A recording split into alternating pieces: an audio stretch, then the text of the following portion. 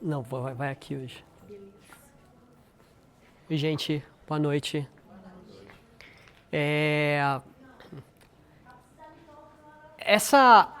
O que a gente vai falar hoje, pra mim, é um assunto. Acho que a gente tá acertando a luz ali ainda, mas ok.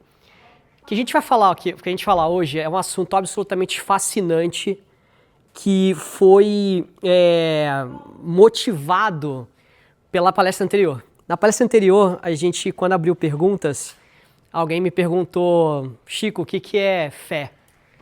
Aí eu respondi, não sei. Quando eu respondi não sei, porque eu falei não sei, e aí tem uma questão também que pra mim definir algo é algo muito sério. É igual você definir o que é o amor. É muito difícil você definir o que é o amor num conceito que consiga englobar o amor por um todo. Assim como Sócrates dizia, ele mais ou menos ele dizia, eu só sei que nada sei. Não é que ele dizia eu sei que nada sei, ele fala eu não sei porque eu não consigo definir essa coisa por completo. Então a gente não consegue definir o amor por completo, qualquer definição que a gente der para amor vai ser incompleta, para mim qualquer definição que a gente der de fé vai ser incompleta também. Então por essa razão, naquela época, naquele dia, eu falei não sei, porque eu ainda estou tentando entender o que é a fé. E isso me motivou. E essa motivação também veio da minha mãe. A minha mãe, depois que ela viu o vídeo, como é que você não sabe o que é fé? Como assim? Depois de tanto tempo você não sabe ainda? Eu falei, calma mãe, não sei, você sabe, se você souber me conta. Mas todas as definições de fé são, no final, para mim, elas acabam sendo incompletas ainda. Mas isso me motivou, e isso é muito interessante. Agradeço ao Espiritismo me permitir isso, que é permitir que eu duvide e permitir que eu investigue. Diferente, talvez, de outras religiões, que isso não seja permitido. E mais ou menos essa palestra de hoje, ela foi motivada por aquela dúvida que eu tinha, que ainda tenho, do que é fé. E quando eu fui pesquisar o que era fé, o início da palestra que eu comecei a montar foi sobre, inclusive até, eu dizia a Fátima, o tema da palestra vai ser fé, esperança e caridade, porque assim está contido, Paulo fala sobre isso, o Evangelho fala sobre isso e outros tantos teólogos falam sobre isso. Os católicos chamam isso de a virtude teológica. São as três, né? A fé, a caridade e a esperança. São as virtudes teológicas. E minha ideia era essa. E eu comecei a entrar ainda mais, e eu me dei de encontro com Santo Agostinho. E Santo Agostinho é uma pessoa absolutamente fascinante. Ele é chamado doutor dentro da Igreja Católica, e títulos de doutores para alguém dentro da Igreja Católica é só para pessoas assim com uma excelência absurda, alguém que tenha feito uma contribuição absurda para a religião em si. E o Santo Agostinho, eu lendo Santo Agostinho, ou entendendo Santo Agostinho, muita coisa aqui que foi inspirada nas aulas de um professor chamado Joel Gracioso, estudando Santo Agostinho, eu consegui entender uma coisa muito interessante da fé e eu falei, eu preciso compartilhar isso com o pessoal. Porque isso consegue me explicar algumas coisas que Kardec falava que eu não sabia explicar. E o Santo Agostinho conseguiu trazer isso para mim. Então vamos entrar nessa aventura de Santo Agostinho, conhecer quem foi Santo Agostinho, para aí a gente conseguir falar a questão da fé e da razão. E por que da fé e da razão? Porque a fé e a razão, no mundo atual, inclusive, elas se chocam. Tem muita gente que acha que para você ter fé você não pode ter razão. Mais ainda, a fé como inimiga da ciência. Tem gente que fala que, ou melhor, a sociedade quase inteira fala que a fé e a ciência elas não podem se falar. Como se para ter fé você precisa ser uma completa ameba, um ignorante completo para ter fé. Porque a ciência é uma coisa e a fé é outra. E a gente vai ver como é que essa história aconteceu e por que isso não faz absoluto nenhum sentido. Então vamos começar a falar de Santo Agostinho. Santo Agostinho ele nasce em 354 e 430. Esse período é bastante interessante, eu gosto de frisar, por quê? Porque ele vai dar pra gente mais ou menos o que estava acontecendo naquela época. Ele é do norte da África. No próximo slide estou me atropelando, mas ele era um cidadão romano. E ele está inserido nesse contexto aqui. Ó. Em 325 acontece o Concílio de Nicéia, o primeiro concílio da Igreja Católica, quando o pessoal se junta e fala assim, na verdade Constantino vira e fala, resolve os problemas de vocês aí.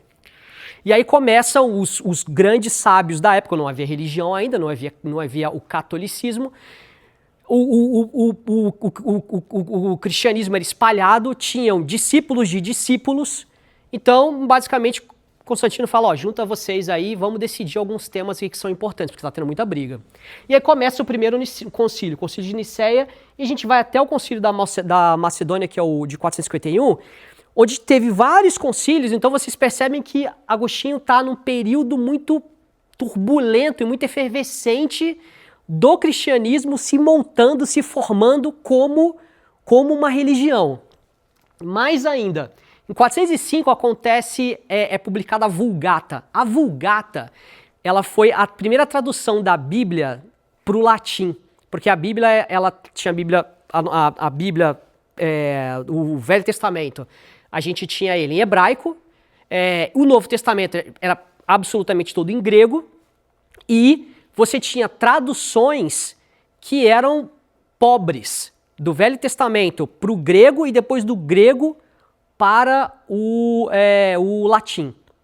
E aí a igreja encomenda ou designa a São Jerônimo que ele faça a tradução e a gente tem a Vulgata, foi a primeira Bíblia. Então entende que até aqui nem Bíblia mesmo, uma tradução absoluta, uma tradução que todo mundo confiava existia ainda. Inclusive, nessa turbulência que eles viram e falam, gente, a gente precisa definir, a gente precisa ter uma tradução correta do que é a Bíblia. Para piorar ainda mais, em 476 é a queda do Império Romano. 476 o Império Romano cai. Então a gente tem o Santo Agostinho no período de declínio completo do Império Romano do Ocidente, o Império Romano do Oriente continua através da capital que é Constantinopla, mas a gente tem a queda do Império Romano. Então a gente tem esse período conturbado onde Santo Agostinho nasce. Onde ele nasce não, ele vive, e onde ele faz todas as publicações, todas as suas contribuições. Bom, como eu falei, ele é romano, ele nasce aqui no norte da África, numa região chamada, muito perto de Cartago. Quem já ouviu falar das guerras púnicas, dos cartagineses, e uma história muito interessante, mas ele nasce mais ou menos naquela região. Ele era romano. Ser romano era como ser grego. Ser romano não era só nascer na Grécia ou só nascer... Desculpa, ser romano não era só nascer em Roma, assim como ser grego não era só nascer na Grécia. Ser romano significa você ser educado conforme a educação romana. É você seguir a cultura romana. Ser romano é você conhecer bem a língua. Então, por isso, ele foi educado como romano e ele foi educado segundo a tradição romana, que eles chamavam de o trivium e o quadrivium. O trivium era a gramática, a lógica, a retórica, o quadrivium era as matérias mais exatas, era, se não estou me enganando, álgebra, geometria, música e astronomia, acredito. Bom, de qualquer forma, gramática, lógica e retórica. Por que isso aqui é importante? A gente já está vendo, e retórica está grifada, porque assim que ele se forma, assim que ele termina a parte da adolescência dele, ele vira um professor de retórica. Então, vamos montar esse personagem, tá?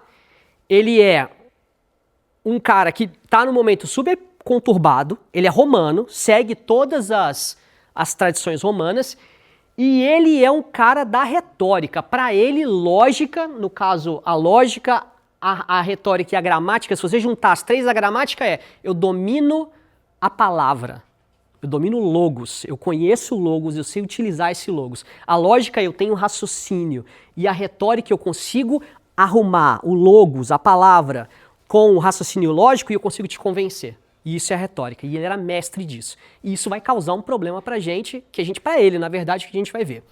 Por ser romano, ele tinha uma vida social, prazeres sensoriais, a vida romana não demandava, mas a vida romana proporcionava, porém ele tinha a questão dos excessos. Tudo que a gente sabe, assim, não tudo, né? Muitas coisas que a gente sabe de Santo Agostinho são os livros que ele mesmo escreveu. Ele tem um livro chamado Confissões e ele conta disso. E ele conta que ele vivia de excessos, vivia na luxúria e tudo mais. A gente vê muitas... eu não quero comparar com Paulo, né? Mas Paulo, não é que Paulo vivia na luxúria, mas Paulo tinha uma certa conduta e em um momento ele se converte, né? E normalmente quem se converte assim são os mais fervorosos, quem contribui mais. O que acontece com Santo Agostinho, então? Vivia por prazer, ele era um hedonista, vivia por prazer, E em um determinado momento, quando ele lê um filósofo romano, Cícero, ele era um político, um filósofo, uma pessoa importante, ele lê Cícero, e Cícero escreve uma coisa que ele diz o seguinte: o homem que vive escravo das paixões é o ser humano mais miserável. Isso tem muito a ver com, muito parecido com o que os estoicos falam, mas um livro de Cícero que falava, esse livro de Cícero é uma apologia à filosofia. E a filosofia, ela busca a verdade, ela busca a realidade, o belo. E aí ele lê, caramba, escravo das paixões, eu sou escravo dessas paixões, eu vivo para a paixão. E aí surge um problema para ele que é, não quero mais viver do jeito que eu vivo, quero buscar a verdade, eu quero ser liberto dessas paixões. Eu não falei de quem eram os pais do Santo Agostinho, isso é muito importante. O Santo Agostinho tinha um pai que chamava Patrício, que era um romano, não era cristão, e a mãe dele chamava Mônica, Santa Mônica, que a igreja é muito famosa na Igreja Católica, a Santa Mônica, e a Santa Mônica, ela era uma cristã fervorosa, Mônica na época ainda não era santa, Mônica era uma cristã fervorosa, e Mônica insistia porque ele virasse cristão também, né, que ele se convertesse em cristão.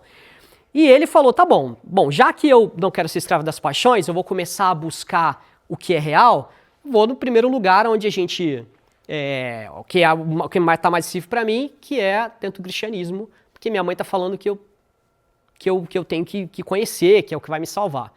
Bom, quando ele embarca no cristianismo, ele se depara com muitas alegorias dentro da Bíblia. E ele fala, caramba, não tá legal isso para mim. A Bíblia, ela fere a minha razão. Qual que é o problema desse filho? Qual que era o problema do Santo Agostinho? Como a gente já construiu, que eu tentei construir um pouquinho, ele é um cara da razão, um cara da lógica, um cara da retórica. Quando ele lê que a Arca de Noé entrou todos os animais do mundo, ele fala, não tem como. Que o Moisés abriu o cajado e o mar abriu, tal, como diz o cara do Hermanoteu, também não vai rolar. Então, para ele, não fazia sentido. E se não faz sentido, não serve. Beleza? Então, ele já dispensou. Inclusive, tem uma parte muito interessante que ele vira para a mãe dele e fala assim, mãe, na Bíblia está dizendo que Deus é a nossa imagem e semelhança. Quer dizer que Deus tem que cortar a unha? Quer dizer que ele tem que fazer a barba? Como assim? Não faz sentido. Então, para ele era muito difícil. Então, ele já descartou. E no momento que ele descarta, ele se aproxima de uma outra designação que eles chamam de um tipo de gnose que se dizia cristã, que é o maniqueísmo. O maniqueísmo, ele trabalha com a dualidade do bem e do mal. O que o maniqueísta ele dizia? Ele dizia que existe o bem e o mal, uma batalha entre o bem e o mal ocorreu, e dessa batalha entre o bem e o mal acontece toda a cosmologia, toda a história da humanidade surge a partir dali. E que, na verdade, o homem encarnado, não encarnado, né? Esse termo não tinha para eles, mas o homem é como se fosse uma fagulha de luz presa na matéria, e tudo que é matéria é ruim, e tudo que não é matéria é bom. Então existia essa é a ideia do maniqueísmo, o dualismo do bem e do mal. E o que cativou muito Santo Agostinho na questão do maniqueísmo? Porque o maniqueísmo dizia o seguinte, primeiro você entende, para depois você acreditar. Pro cara que é da retórica, ele falou, é aí que eu vou entrar. Se primeiro eu tenho que entender para depois acreditar, é isso que eu quero entender primeiro, eu preciso entender. E acontece uma coisa muito interessante sobre isso, um fato interessante, que quando ele entra, como o maniqueísmo é como se fosse um rito de iniciação, de iniciados, ele entra no nível mais baixo. E ele fica por 8 anos lá e ele continua no nível mais baixo, ele nunca evolui. Por quê? Porque ele sempre tinha perguntas, ele falou, mas eu preciso entender, então eu não consigo evoluir ainda porque eu preciso entender, e ele nunca entende. Até que viram para ele e falam assim, tem um cara chamado Fausto, é um bispo nosso aqui, esse cara é bom pra caramba, quando você conhecer o Fausto, ele vai resolver todas as suas dúvidas, e aí fica tranquilo. E aí, no livro do Santo Agostinho, ele conta que conheceu o Fausto, não achou nada demais, e isso decepciona ele e ele abandona o maniqueísmo. Qual que era uma das coisas bastante interessantes aqui sobre a questão do bem e do mal? era a questão de que a gente já conhece muito, né? E isso a gente chama de paradoxo de Epicuro. Qual que é o paradoxo de Epicuro? O paradoxo de Epicuro é o seguinte. Epicuro foi um filósofo grego de mais ou menos 200 antes de Cristo. Epicuro diz o seguinte, se o mal existe, Deus não pode existir. Ou, mais ainda, se o mal existe, é porque Deus não é bom, ou é porque Deus não é poderoso. E aí, mais ou menos, ele criou esse desenhozinho, Epicuro. Ele fala assim, o mal existe? Existe. A gente está olhando ao nosso redor, a gente vê o mal. Deus pode prevenir o mal? Se ele não pode, então ele não é todo poderoso. Se ele pode, por que ele não faz? Então, ele entra nesse jogo de se o mal existe, então Deus não é poderoso, ou Deus não é bom, ou Deus não é justo, que na época criou-se um paradoxo que ninguém conseguia resolver. Bom, vocês sabem a resposta disso daqui, então? A questão do bem e o mal. O mal existe. Qual que é o problema do paradoxo de Epicuro que a gente conhece a resposta disso? A questão do bem e do mal o mal existe? O que os espíritos falam pra gente? O que é o mal? Nós mesmos. Não. As más inclinações. Não. O mal é a ausência do bem. Mal não existe. Mal é a ausência do bem. A forma com que você resolve o paradoxo de Epicuro é que a premissa de Epicuro está errada. Quando o Epicuro diz que o mal existe, você já para por aqui e fala, não, a sua premissa está errada. Porque você está assumindo que o mal existe e o mal não existe. O mal é a ausência do bem. Ok? Isso está no Evangelho, isso está no livro dos... Eu não vou saber a número da pergunta, mas tem uma pergunta específica sobre isso que fala que a resposta é essa. O mal é a ausência do bem. Está no livro dos Espíritos. Só que o que é interessante é que o que em 1857, 60 e alguma coisa, Kardec coloca, ou os Espíritos falam para Kardec, Santo Agostinho já tinha resolvido no ano 300. E mais ainda, Santo Agostinho responde isso porque ele tem contato com o platonismo, que resolve isso no ano 400 a.C. Então, temas que a gente continua revendo hoje já foram respondidos por pessoas excepcionais da nossa história. Por isso que é importante, às vezes, a gente rever a história, até porque a gente entende como foi a linha de pensamento da pessoa para chegar a essa conclusão. A gente pode, inclusive, fazer uma palestra sobre isso, como é que chega nessa conclusão de que o mal não existe. Mas vamos lá, então, depois dele se decepcionar com o maniqueísmo, ele começa a ler um cara chamado Plotino. Plotino é um neoplatonista. Ele entra em contato com a filosofia grega pura, Platão e Sócrates. E aí ele lê textos importantes, a República, Timeu e outros mais, onde basicamente ele vai... duas coisas vão tocar o coração de Santo Agostinho. Autoconhecimento e a descoberta do incorpóreo. Platão introduz isso para ele.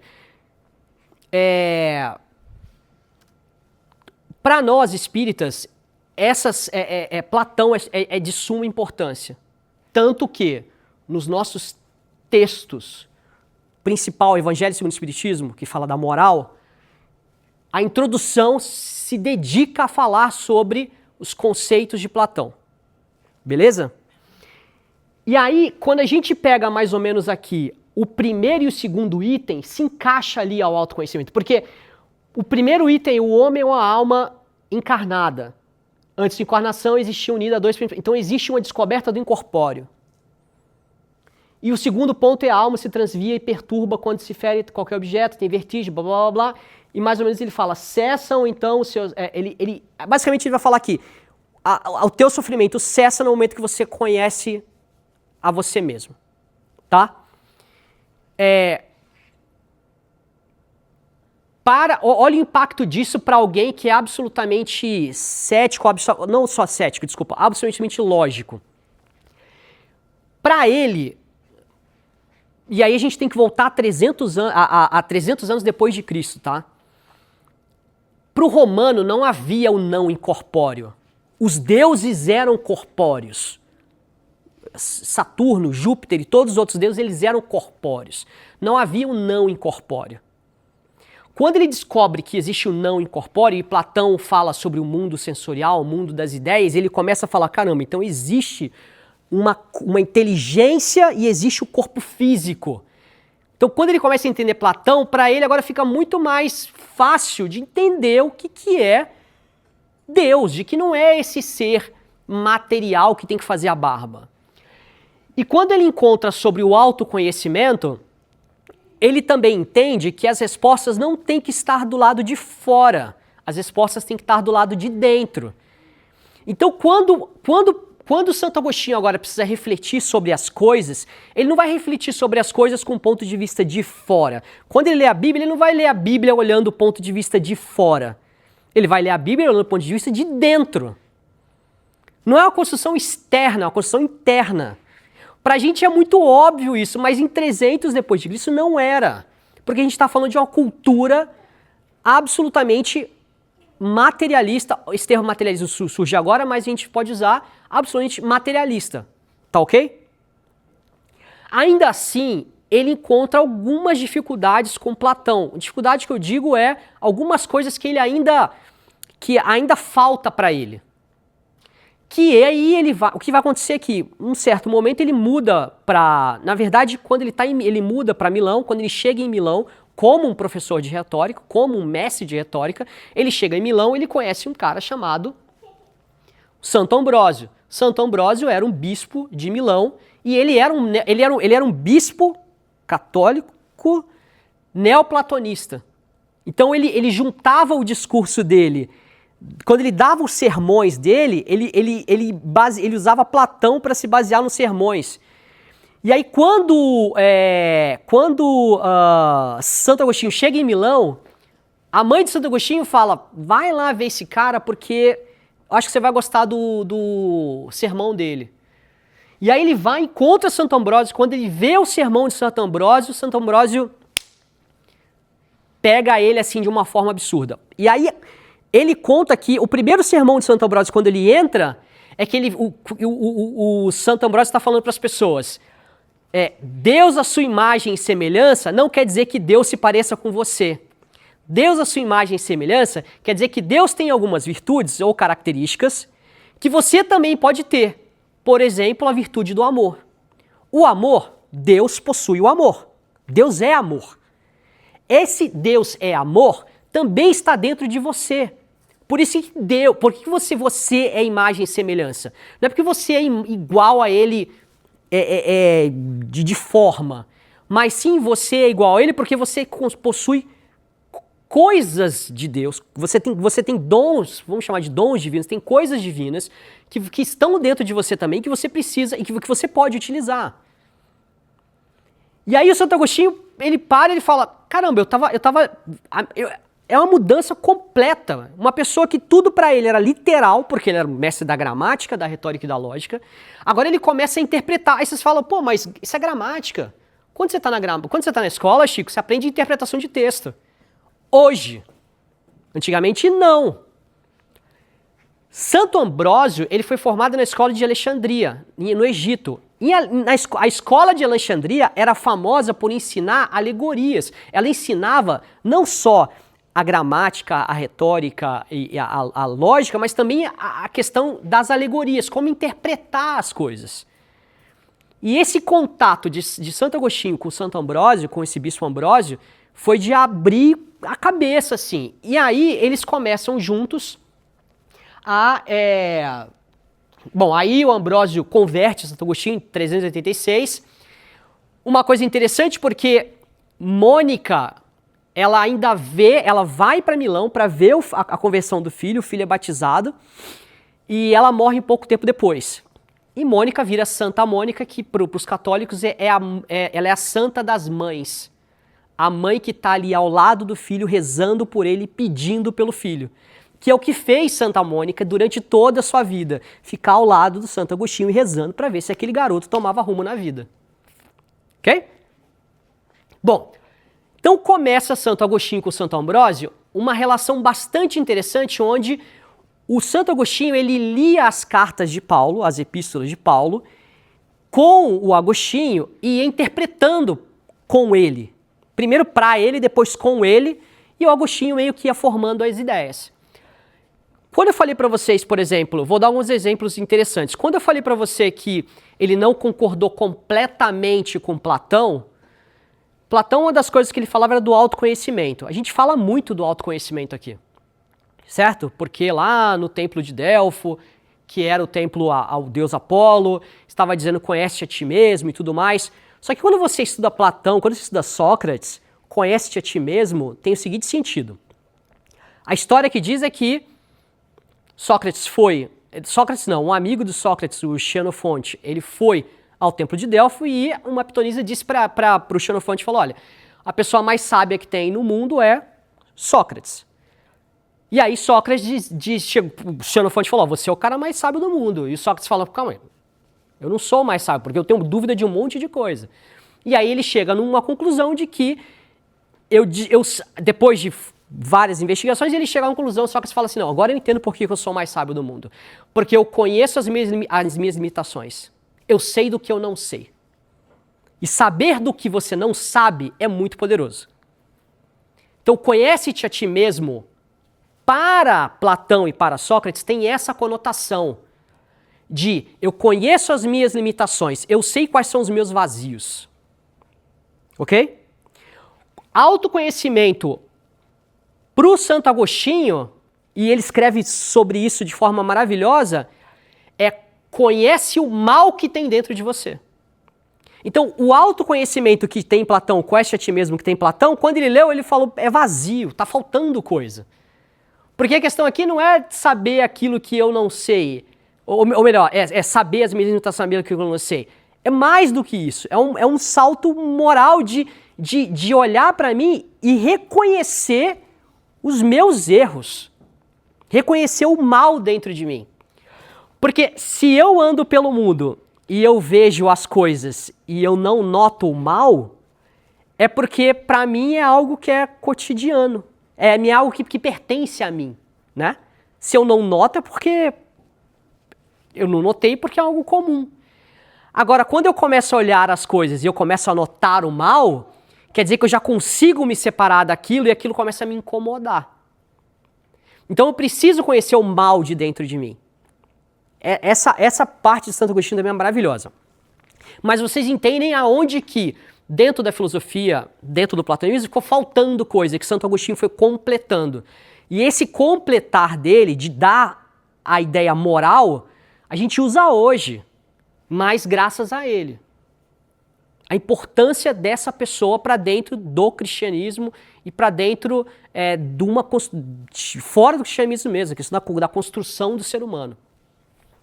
Bom, e aí o Santo Agostinho chega a uma conclusão que é a seguinte, eu que era um cara que era o filósofo, que só focava na retórica e tudo mais, eu preciso provar, vira uma bandeira para ele. O cristianismo não é apenas a verdadeira religião, mas sim a verdadeira filosofia, a verdadeira forma de viver. A filosofia é a forma de viver, é a forma de buscar a verdade. Então, para ele, não é só uma religião, é muito mais do que isso. Tá, só que para eu conseguir chegar nisso, eu preciso ver um conflito, que é a questão da fé e da razão. Porque foi a razão que levou ele a se perder, a ficar perdido por mais de 30 anos, não aceitando uma verdade que era Cristo. Foi a razão que levou ele a não se tornar cristão logo no início. Porque se dependesse da mãe dele, desde os 15 anos de idade, 14, 10 anos de idade, ele já era cristão. Mas a razão entrou em conflito com ele e foi a razão que levou ele a não se tornar cristão. Ok? Então ele precisa resolver essa questão, que é a questão que a gente tem que resolver. Então todo esse preâmbulo aqui, tudo isso daqui foi só uma introdução, para a gente entender o pensamento dele, como é que ele resolve essa questão de fé e razão. Inclusive, a gente consegue pegar uma definição que ele vai dar do que é fé. Ele, não eu. Então vamos lá, como é que é a construção da ideia dele? A construção da ideia dele parte do seguinte pressuposto, de que o homem ele é dotado de razão. O homem pode crer e um animal não pode. Uma porta não pode crer. Um cachorro, por mais que eu ame, eu tenho um cachorro que é a minha vida, ele não pode crer. Crer no sentido... Aqui, a gente está usando fé como crer, ok? Fé e crer, a gente está chamando da mesma coisa. Então, o homem, ele pode ter fé, um cachorro não pode ter fé. Um cachorro não tem fé, um gato não tem fé, uma tartaruga não tem fé. O homem sim. Porém, então ele chega a essa conclusão de que para crer é preciso você ter razão. A razão é um pressuposto para que você consiga ter fé. Se você for uma ameba, você não vai conseguir crer, você não vai conseguir ter fé. Então para ele vira e fala assim, gente, razão e fé, elas estão juntas, é praticamente a mesma coisa, não tem como separar. Então, crer não é abrir mão da razão, mas crer é exercer essa razão de forma livre. Ok? Então, ter fé é o exercício. Ter fé é o exercício da razão. Eu vou dar uma definição de. Para São Tomás de Aquino, que é outro filósofo, talvez o filósofo mais importante dentro do cristianismo, para São Tomás de Aquino, fé é um ato inteligente com uma vontade associada. Ok? A gente vai desenvolver essa ideia. Mas é mais ou menos essa ideia daqui. Crer não é abrir mão da razão, mas é sim exercê-la. Que é a questão de, é um ato inteligente. Eu vou tomar uma ação inteligente, eu vou pensar, vou raciocinar e vou usar a minha vontade para sustentar esse ato inteligente. Bom, o que isso daqui está querendo dizer? Está querendo dizer que é o seguinte, eu tenho uma fé, eu tenho a minha crença, eu tenho a fé está aqui, ela está parada. Tudo começa pela fé. Paulo fala sobre isso. Começo da fé e depois da fé vem a razão. Mas eu tenho uma fé, eu acredito em algo. A partir do momento que eu acredito em algo, eu consigo... tá aqui a parte da Bíblia em Romanos, do que Paulo fala. Da sorte que a fé vem pelo ouvir e o ouvir vem pela palavra de Deus. Então, a fé vem pelo ouvir. Alguém vai e me fala alguma coisa e eu acredito nisso ou não. Se eu acreditar, eu vou desenvolver depois um pensamento da razão. Eu vou acreditar. Então alguém vai virar para mim e falar assim, Jesus é o Salvador. Eu posso acreditar ou não, mas eu vou ter um ato inteligente com vontade de dizer, eu acredito que Jesus é o Salvador. A partir de que eu acredito que Jesus é Salvador, eu vou desenvolver a razão e vou pensar, vamos ver se aquilo que eu estou assumindo, que eu estou tomando como verdade, se aquilo lhe fere alguma coisa. Então a razão, esse movimento que o Santo Agostinho está propondo eu vou sugerir algo, você aceita, pensa, faz sentido? Faz. Então, eu adiro, como é que fala isso, gente? De aderência. Você aderiu. Eu aderi, eu aceito, na verdade ele fala assento, de assentir, de assentimento. Mas eu creio, eu penso, faz sentido, eu abraço aquilo. Eu creio, eu raciocino, eu abraço aquilo. E aí eu vou construindo a minha fé. Então, a fé, ela é sustentada pela razão. Que é o que o Espiritismo fala, Kardec fala. Vocês entendem agora de onde vem a ideia do Kardec, da fé raciocinada?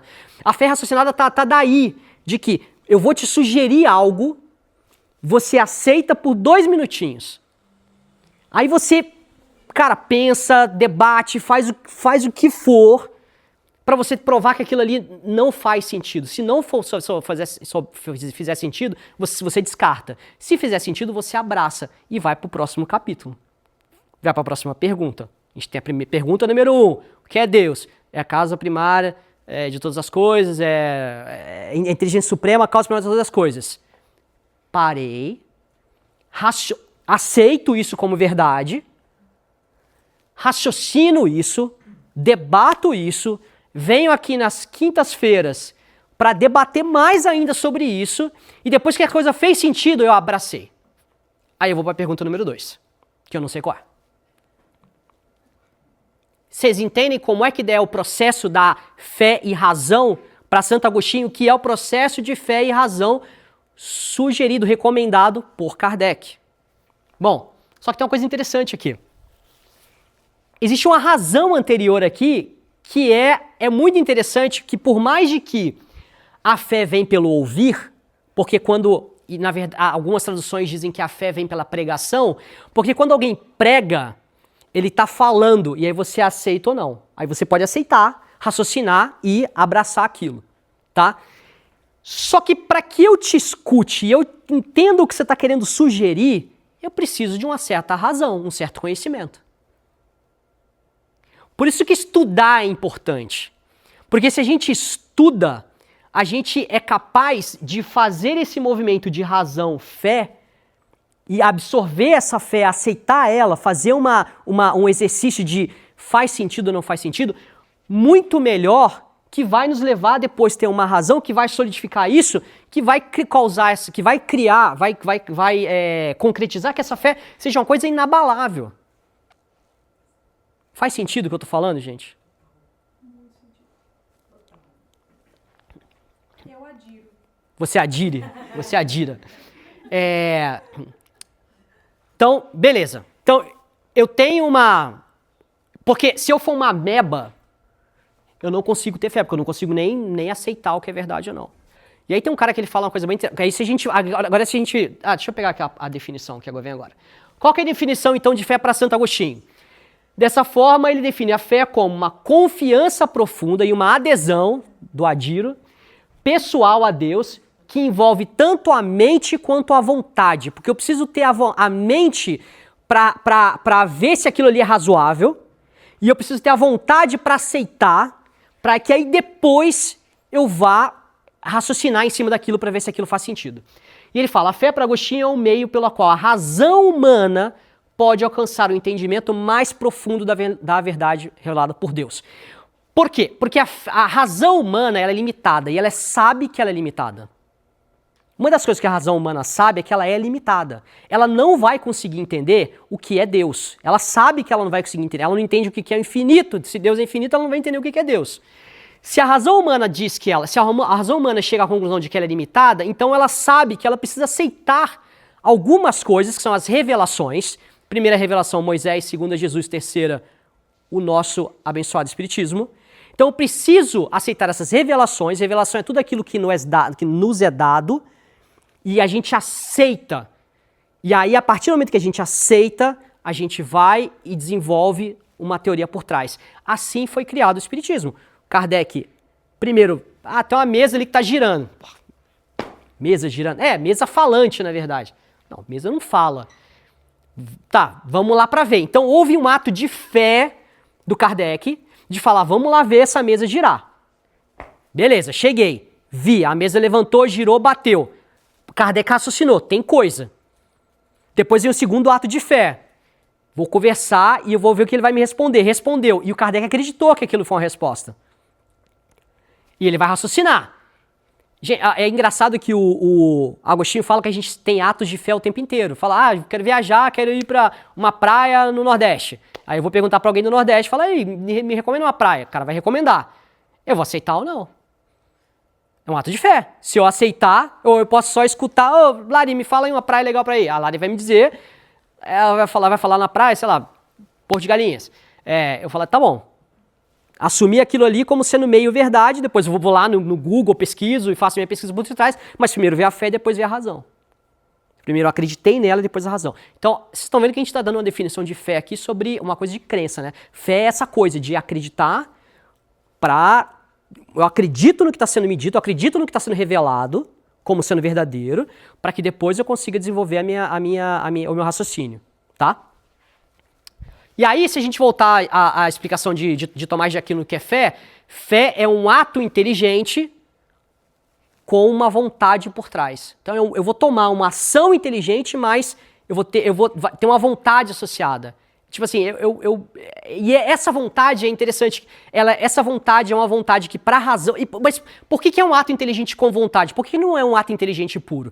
Precisa da vontade, porque normalmente as revelações, elas não são evidentes, mas não são absurdas. E para razão, quebra a razão. Porque se eu te apresento um fato, e esse fato ele é evidente, eu não preciso de vontade. A razão já vai... Se ele é evidente, não tem o que discordar. Só que aquilo ali não é evidente. Então a razão fala, não, isso não é evidente, eu discordo. Mas peraí, isso é absurdo? Não, também não é tão absurdo assim. Aí a razão fica, caramba, eu não posso aceitar, também não posso negar. Aí vem a vontade que Santo Agostinho fala. Santo Agostinho não, São Tomás de Aquino. Entende? De onde vem a definição de fé de Tomás de Aquino? Ato inteligente com uma vontade, com um desejo, uma vontade, uma aceitação por trás. Ok? Se a gente... tá. Aí, vamos lá. Por que houve essa quebra de fé e razão? Mais ou menos no século XVII, XVI, XVII, surge o Iluminismo. Dentro do Iluminismo, você tem a ciência explodindo, Isaac Newton descobrindo gravidade e tudo mais, e blá, blá, blá. Ou seja, a ciência ela começa a ganhar uma força muito grande no mundo. E a ciência começa a explicar coisas que antes eram atos de fé. Então a ciência ela meio que vai crescendo e vai empurrando a fé para o lado. A ponto de que hoje a gente vive num mundo que é praticamente cientificista, onde a ciência ela é soberba em querer explicar toda a verdade, achando que ela é capaz de explicar toda a verdade. E aí existe hoje essa rachadura entre ciência e fé, ou ciência e religião. Ok? Mas basicamente isso surge agora no século XVII. Por que agora? Porque a gente está falando de 25 séculos, só há 4 séculos atrás que esse movimento começa. Bom, Consolador. Espiritismo. A fé cega já não é deste século, tanto assim, isso aqui é do Livro dos Espíritos, tá? A fé cega já não é desse século, tanto assim que precisamos do dogma da fé cega, que produz hoje o maior número de incrédulos. Isso aqui é Kardec dizendo. Então a fé cega produz o maior número de incrédulos. Kardec era contra essa fé cega. Porque ela pretende impor-se, exigindo a abdicação de uma das mais preciosas prerrogativas do homem, o raciocínio e o livre-arbítrio. Vocês entendem que a fé de Santo Agostinho é o exercício do livre-arbítrio? Completamente diferente dessa fé que hoje é falada por algumas pessoas, que você tem que acreditar porque Deus falou e acabou. Não há fé inabalável, senão a que pode encarar a razão face a face em todas as épocas da humanidade. Evangelho segundo o Espiritismo, capítulo 19. O capítulo 19 fala somente sobre fé, item número 7. Então, não existe fé inabalável, senão a que pode encarar a razão face a face. Então, se a fé pode encarar a razão face a face, ela é inabalável. E, gente, eu li isso aqui 55 vezes, mas agora, com esse estudo, graças a alguém que perguntou pra mim, foi você que perguntou pra mim? Alguém perguntou pra mim? A Thalita perguntou pra mim, o que é fé? Eu falei, eu não sei. Quando eu fui pesquisar, graças a isso, eu cheguei a encontrar Santo Agostinho, a estudar Santo Agostinho e entender o que essa fé inabalável, se não pode encarar a razão, quer dizer. Não é simplesmente... porque eu sempre pensava assim, nossa, onde que a fé e a razão, elas se juntam, como é que eu vou fazer a fé e a razão se chocarem ou se confrontarem? E, na verdade, esse confronto é um confronto interno. Volta Santo Agostinho falar sobre a questão interna. É um confronto interno. Alguém vai me sugerir uma revelação ou eu vou ler um item do Livro dos Espíritos, eu vou ler aquele item, eu vou aceitar como verdade, eu vou raciocinar e de acordo com o que eu tenho dentro de mim, eu vou aceitar se aquilo ali, se vou aderir, vou aceitar se aquilo é verdadeiro ou não. E por isso que é importante também por isso que Kardec recomenda muito leia. Por que a gente precisa ler? Porque só lendo, estudando, é que você consegue ter uma razão que consegue confrontar esta fé e ter argumentos bons para confrontar essa fé.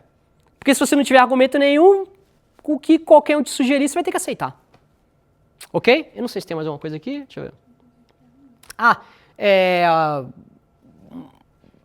A questão da fé ser mãe da esperança e da caridade, dentro do Evangelho segundo o Espírito, no capítulo 9, ele fala sobre isso, e Paulo fala sobre isso também. É muito fácil entender agora por que a fé é a mãe da esperança e da caridade. Por que a fé é a mãe da esperança? Porque no momento que a razão começa a pirar, a falar assim, caramba, eu não sei mais o que fazer, eu tô com um problema, eu não consigo resolver, eu tô com um problema que eu não consigo resolver, a fé, ela vai guiar a razão. A fé, ela vai virar para a razão e vai falar assim, cara, calma que vai dar tudo certo. É a fé que vai virar para a razão e vai falar, não desiste. Mas por que eu não vou desistir? Cara, não desiste. Por isso que a fé é a mãe da esperança. Porque a fé, ela guia a razão, dizendo, vai por ali que tudo vai dar certo. E por que ela é mãe da caridade também? Porque a fé, ela não só vai guiar a razão, como ela também vai guiar as nossas atitudes. Faça isso. Vai por mim. Faz isso. Vai por mim. Beleza? Dúvidas? Não? É só isso? Para terminar, é só uma frase muito importante do Santo Agostinho, ele é conhecido por essa frase. Se você não pode entender, acredita para que você entenda. A fé precede e o intelecto segue. Então a fé precede, a gente aceita, e o intelecto cede, a gente adere. Gente, obrigado. É isso. Dúvidas, perguntas, comentários? Um comentário só, que tem aquela passagem que Jesus fala para a pessoa andar e ela anda, né, ou se curar, não sei qual das passagens é essa, e a pessoa se cura, né? Então, tem muito a ver com o que você está explicando. Ele ouviu, ele aceitou que ele podia andar e ele andou, né? Então, acho que é uma boa... Então, essa é uma coisa interessante, porque se o Marcos vira pra mim e fala assim, levanta e anda. Eu não acho que o Marcos seja o meu salvador. Então, eu não vou. Eu vou acreditar no Marco? Vou. Num certo momento. Depois eu vou raciocinar e vou falar, o que esse cara fez pra ter essa confiança moral de que vai conseguir fazer andar? Quando a gente fala, e aí vem a questão do, se você, ou seja, eu vou acreditar muito que Jesus é o cara que vai me curar, e eu vou raciocinar, e se a gente pegar o contexto também de que as escrituras diziam que viria um profeta e tudo mais, a primeira vez que ele ouviu, né? Então, foi a primeira vez, uma fé absurda. Que ele ouviu, assim, então as pessoas vinham ouvindo falar dele, do poder dele, né, no caso. Então, acho que tem a ver também. Mas talvez a gente possa dizer que esse é outro tipo de fé. Por isso que eu falo assim, sabe o que é fé? Não sei. Eu vou te falar. Eu sei o que o Santo Agostinho fala que é fé. Eu sei. O que o Santo Anjo aqui não fala que é fé. Eu sei. Mas porque existem outras fés. Tem gente que fala que fé é um sentimento. Tem gente que fala que fé é um dom. Tem gente que fala que fé Mas então, a gente não pode negar que essas coisas não sejam. Entendeu? Agora, a fé no sentido... a fé do que a gente... Inclusive a fé de que a gente lê muito... A fé de que a gente lê no Evangelho, a fé que Kardec apresenta pra gente, que os espíritos apresentam pra gente, estão mais associados com esse tipo de fé, que é o fé com a razão, que é o fé do pensar, o fé no acreditar. É o fé em acreditar. Então, um sentimento, você não consegue confrontar um sentimento com uma razão. Agora, uma ideia, sim. Uma ideia, você consegue confrontar um sentimento você consegue confrontar uma ideia com a razão. Só complementando também, parece que acho que uma vez que você já aceitou a fé é uma coisa que vai crescendo, né? Você vai estudando. Exato. As coisas da vida vão vindo, vão te testando. E aí você vai mergulhando para dentro, se autoconhecendo, sua conexão com Deus.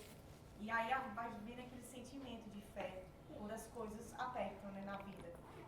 É como você falou, dá aquela sustentação. Você já abraçou a ideia, mas tem momentos na vida, se a gente não vigiar, a fé vai cair, vai embora, pode virar uma montanha russa, né? Mas acho que é o sentimento que faz você controla a razão e segue, né? Como você falou. Existe uma coisa interessante que você está falando, Lari, que é o seguinte, você está falando que o sentimento às vezes a gente segura.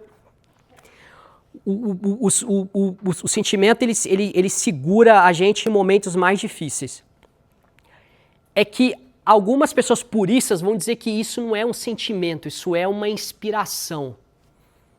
É mais do que um sentimento. É uma inspiração, um dom. Os católicos chamam de a graça. Os evangélicos talvez o Espírito Santo. É uma coisa que para nós somos, os nossos mentores espirituais, que nos inspiram, que viram pra gente e falam, não desiste. E aí aonde está a nossa fé? É quando o nosso mentor espiritual fala, cara, não desiste, a gente fala, tá, acredite em você, ao invés de acreditar nessa outra bando que está aqui dizendo que para mim que vai estar tudo errado. Então, o ato inteligente com vontade é a tua vontade. Você vai escutar quem? Você vai escutar a esperança ou você vai escutar a desesperança? E a gente não pode gerar uma emoção sem um pensamento. Tanto que é por isso que nós precisamos cuidar dos nossos pensamentos para poder treinar as emoções que vão ser geradas.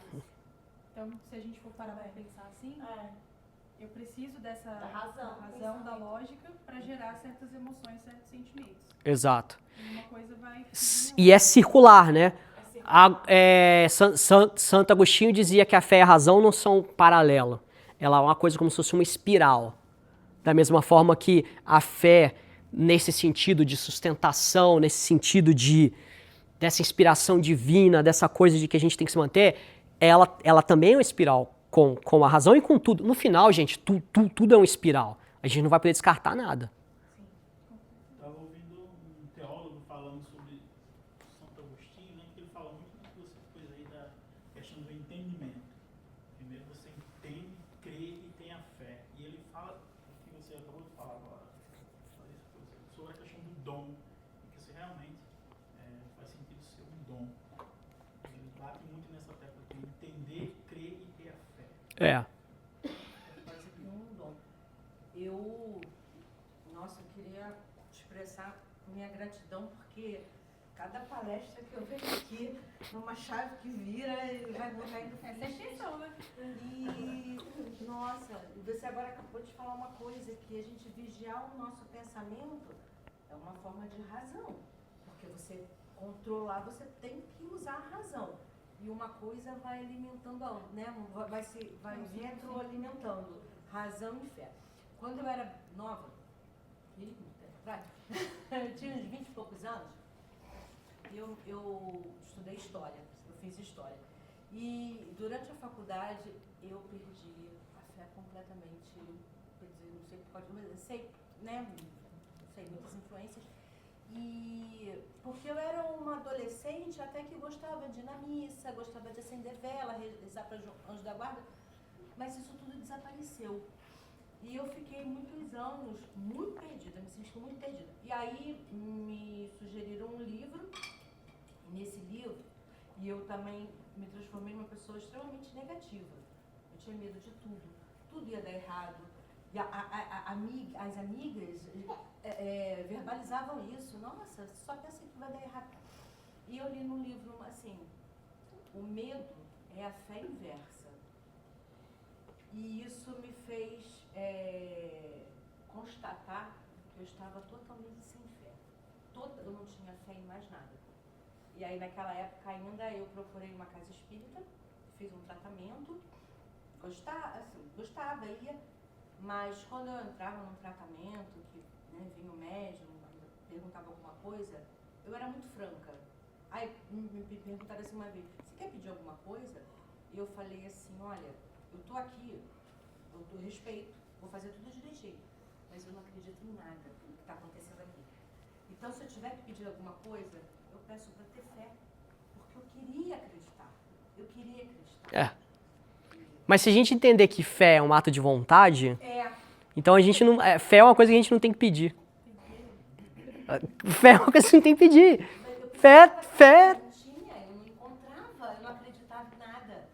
Né? E foi muito bom isso. E essa palestra aí foi. Que bom, que bom. Outra virada de chave. Que bom. Como é que a gente tá de tempo aí? Deu? Tá bom, gente. Olha, super obrigado mais uma vez. E é isso. Então, tragam temas para mim desafiantes que façam com que eu cresça, que eu evolua também. Obrigado, gente.